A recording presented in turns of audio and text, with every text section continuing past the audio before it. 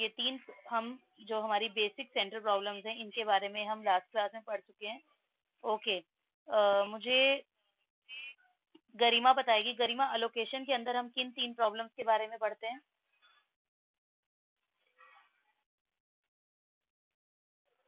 गरिमा भल्ला, हाँ जी बताइए, allocation of resources के अंदर हम किन 3 प्रॉब्लम्स के बारे में पढ़ते हैं?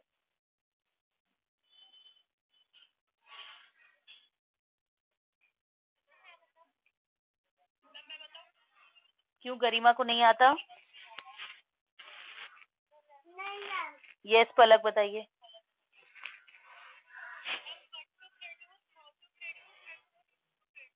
Very good. What to produce, how to produce and for whom to produce. Diwan के नाम से कौन बच्चा है बेटा? रिया धामी। रिया बताइए, व्हाट टू प्रोड्यूस के अंदर हम क्या पढ़ते हैं?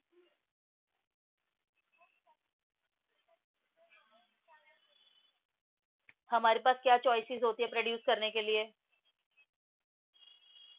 हमारे पास क्या चॉइस होती है प्रोड्यूस करने के लिए? तो वही पूछ रही हूँ ना, what are the choices what to produce के अंदर? हम व्हाट टू प्रोड्यूस को डिफाइन करेंगे तो बस इतना लिख देंगे कि जो लोगों की जरूरत होती है, गेहूं वगैरह। Yes Kashish.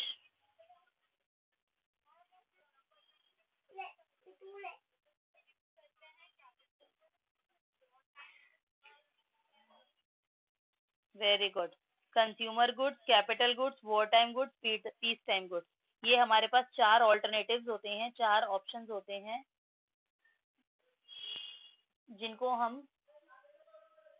What to produce के अंदर डिस्कस करते हैं। लक्ष्मी के नाम से जो है बच्चे बताइए, हाउ टू प्रोड्यूस के अंदर हम क्या पढ़ते हैं?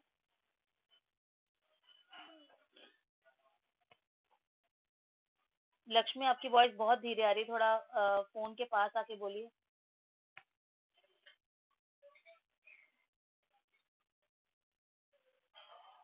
Very good. से पहले लेकिन आप ये बोलोगे कि हाउ टू प्रोड्यूस के अंदर हम सिलेक्शन ऑफ टेक्नोलॉजी के बारे में पढ़ते हैं कि हमें कौन सी टेक्नोलॉजी का सिलेक्शन करना है। और हमारे पास यहाँ पे 2 ऑप्शंस अवेलेबल होते हैं, लेबर इंटेंसिव टेक्नोलॉजी और capital intensive technology. Okay, very good. Okay, अब मुझे बताएगी भावना। भावना भट्ट के नाम से जो बच्चा है, भावना। भावना भट्ट की से संध्या भट्ट होगी। संध्या, संध्या।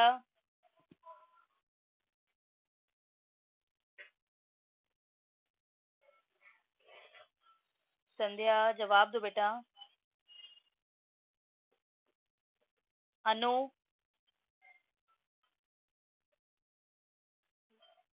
अनु।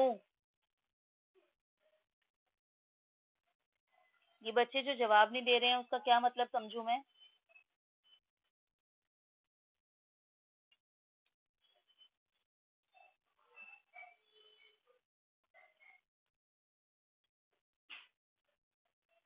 बबीता, बबीता बताइए, फॉर whom टू प्रोड्यूस के अंदर हम क्या पढ़ते हैं?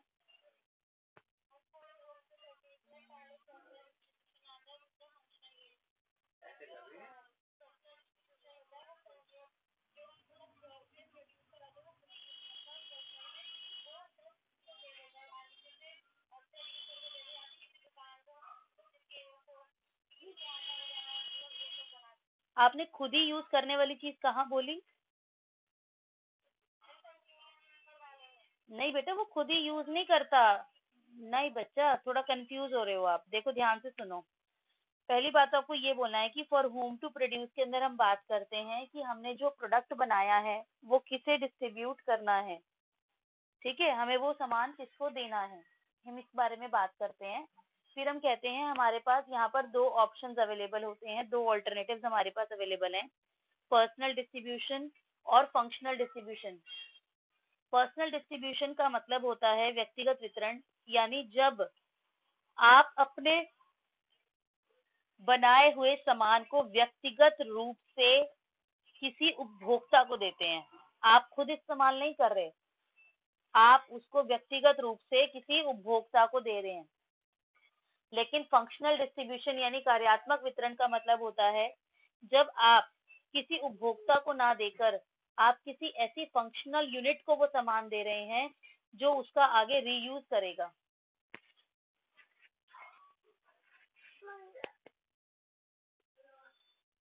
बात समझ में आई?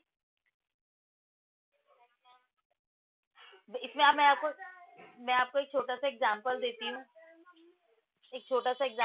हूँ, आपको कि मान लीजिए आपने देखा होगा बहुत सारे किसान भाई जो हैं वो अपने गेहूं को किसी डीलर को या बाजार में दुकानदारों को बेच देते हैं, देखा है आपने?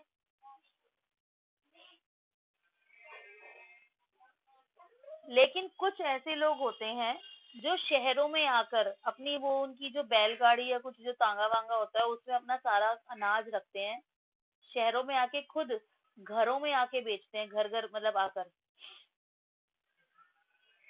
जैसे मेरे हमारे यहाँ होता है, मुझे नहीं पता आपके यहाँ पे होता है नहीं होता, मैंने देखा है हमारे यहाँ पर अभी भी आज भी होता है ये। बहुत से लोग क्या करते हैं सीधा गांव से अपने उस पे बैलगाड़ी पे आते हैं और पीछे बहुत बड़ी सी उनकी लकड़ी की कोई गाड़ी सी होती है, बैल आगे बंधा होता है, उसमें वो बहुत सारा गुड़ रखते हैं और वो मतलब घूमते रहते हैं गलियों में बाजारों में, लोग उससे खरीदेंगे। तो वो क्या कर रहे हैं, वो क्या हो रहा है, वो वहां पर क्या हो रहा है, वो उस वहां पर जो जिन्होंने सामान बनाया है ना, वो उस सामान को व्यक्तिगत रूप से यानी खुद पर्सनली जाकर अपना सामान बेच रहे हैं उपभोक्ताओं को। लेकिन अगर देखा होगा हम बहुत सारे लोग क्या करते हैं, अपना अनाज जाके होलसेलर को, ये जो दुकानें होती है बड़ी बड़ी फर्में होती है उनको बेच देते हैं, वो उसको आके फिर मार्केट में लोगों को बेचते हैं, तो उसे कहेंगे फंक्शनल डिस्ट्रीब्यूशन। क्लियर हो गया यहाँ तक?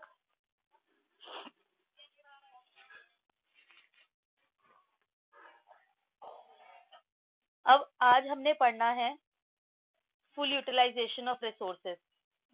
फुल यूटिलाइजेशन का मतलब होता है संसाधनों का पूर्ण प्रयोग। देखिए आपने देखा होगा जब भी हमारी कोई, मान लीजिए मेरे को कुछ फैक्ट्री वगैरह सेटअप करनी है, ठीक है, मैंने सबसे पहले ये डिसाइड कर लिया कि मुझे अपनी फैक्ट्री में क्या बनाना है, ये भी डिसाइड कर लिया फैक्ट्री में कैसे बनाना है, फिर वो जो सामान मैंने बनाया है वो मैंने डिसाइड कर लिया कि वो सामान बनाकर मैं किसको दूंगी, ये सारे डिसीजंस मैं ले चुकी हूँ। Now my factory my shop has been set up now, अब वो सब सेट हो गया है। अब मेरा नेक्स्ट जो ऑब्जेक्टिव होता है वो क्या होता है, नेक्स्ट ऑब्जेक्टिव यही होता है कि मुझे ये देखना है कि जो भी मैंने फैक्ट्री खोली है वो फैक्ट्री सही से चल रही है या नहीं चल रही, जो भी सामान मैंने बनाया है, जो मैंने उसके लिए रिसोर्सेज इकट्ठे किए थे, जो कच्चा माल इकट्ठा किया था, क्या वो कच्चा माल पूरी तरीके से इस्तेमाल हो रहा है?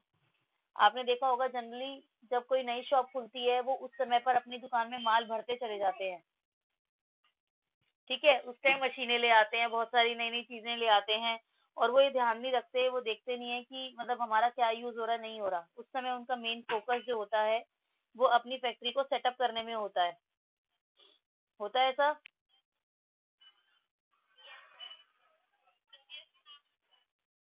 ठीक है, तो उनका मेन फोकस फैक्ट्री सेटअप में होता है। तो जब वो अच्छे से सेटअप हो जाता है उनका, तो उसके बाद उनका मेन फोकस होता है संसाधनों के पूर्ण प्रयोग पे यानी फुल यूटिलाइजेशन ऑफ रिसोर्सेज पे, कि वो ये देखते हैं कि हमने जो रिसोर्सेज लगाए थे क्या वो रिसोर्सेज यूज हो रहे हैं, कहीं ऐसा तो नहीं है हमने सेटअप करने के चक्कर में 2 की जगह 4 मशीनें खरीद ली जल्दी जल्दी में और इस्तेमाल सिर्फ 3 हो रही हैं, एक मशीन ऐसी खाली रखी है। ये ऐसा तो नहीं है हमने एक्स्ट्रा लेबर हायर कर लिए उस टाइम प्रोडक्शन बढ़ाने के लिए, लेकिन सभी लेबर्स का यूज नहीं हो रहा है, कुछ लेबर्स एक्स्ट्रा में ही बैठे हुए हैं। बात समझ में आ रही है?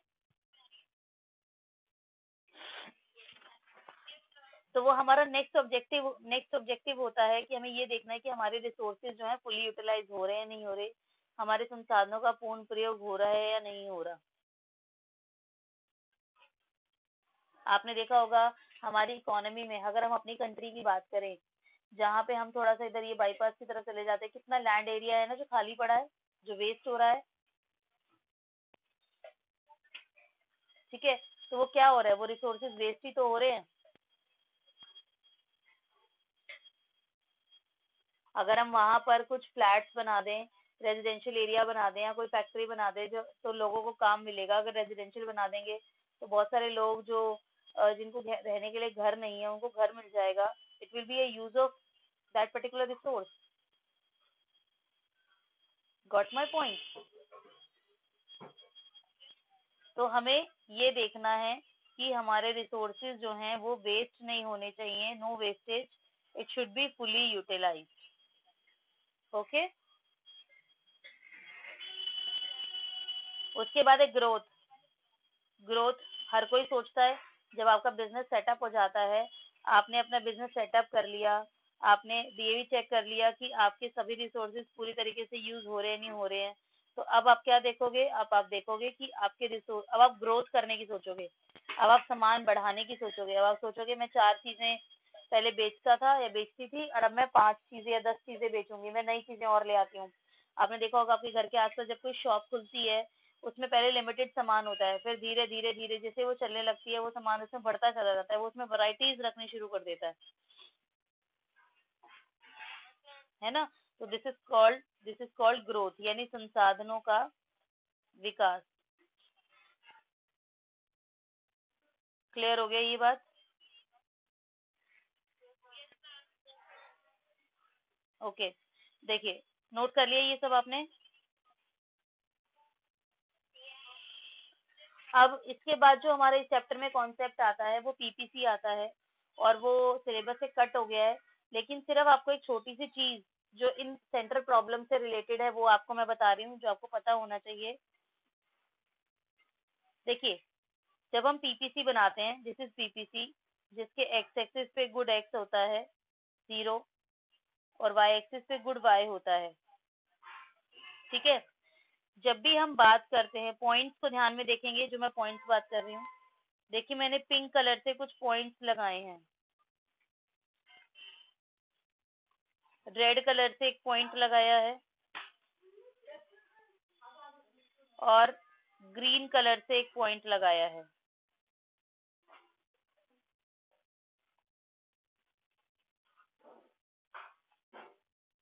दिख रहा है आपको?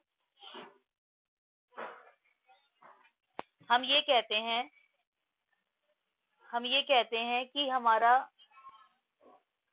प्रोडक्शन अगर ऑन द पीपीसी है, ऑन द पीपीसी मतलब यानी ये वाले पॉइंट ए बी और सी, ये पिंक वाले,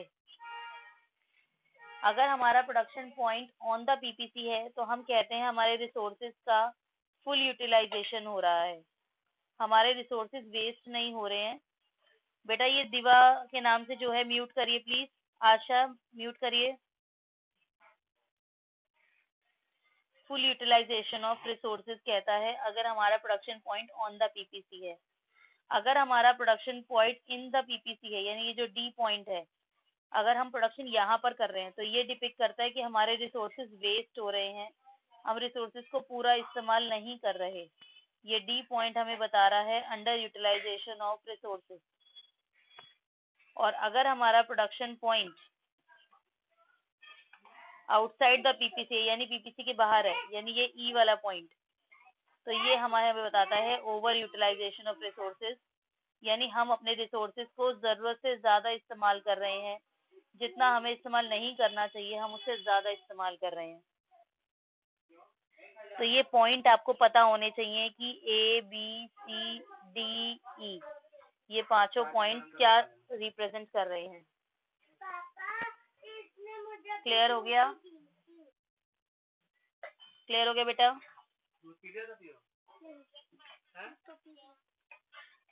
ठीक है, तो ए बी सी आपको क्या बता रहे हैं, फुल यूटिलाइजेशन, डी बता रहा है अंडर यूटिलाइजेशन यानी रिसोर्सेज वेस्ट हो रहे हैं, और ई बता रहा है ओवर यूटिलाइजेशन यानी रिसोर्सेज को हम जरूरत से ज्यादा इस्तेमाल कर रहे हैं, एक्सप्लॉइट कर रहे हैं हम उन्हें।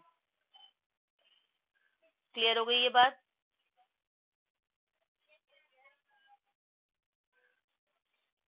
सिमिलरली अगर मैं बात करूं, देखिए दोबारा से, ये मैंने 0 एक्स एक्सिस पे गुड एक्स, वाई एक्सिस पे गुड वाई,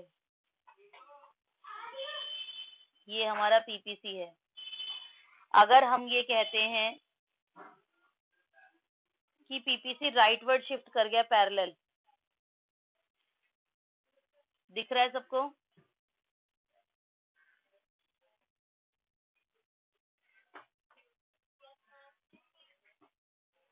ये वाला जो है हमारा पहला पीपीसी है, अंदर वाला, ये पीपीसी 1 है, और ये बाहर वाला पीपीसी 2 है।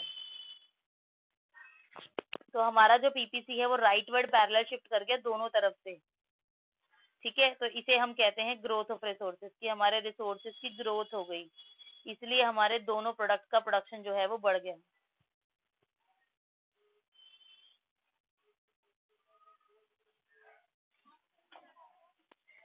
जब हमारा पीपीसी, देखो दोबारा से, ये पीपीसी है था मेरा पहले, अगर मेरा पीपीसी राइटवर्ड पैरेलल शिफ्ट कर जाता है दोनों तरफ से, this is called rightward parallel shift, यानी दाईं ओर खिसकाव।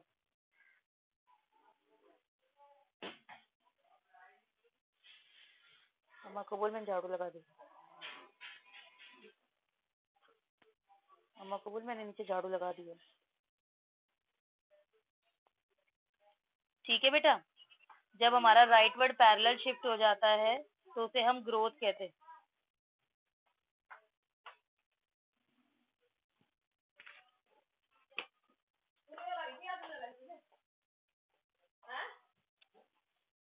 आधे से अपने जीनों में लगाई थी। ठीक है,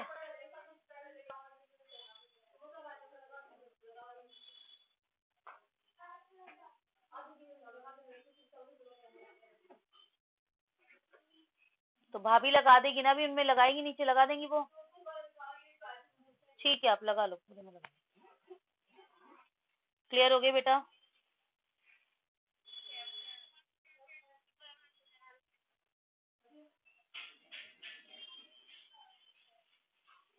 राइटवर्ड पैरेलल शिफ्ट जब होगा तो उसे हम ग्रोथ ऑफ रिसोर्सेज कहेंगे। यहाँ तक कोई दिक्कत?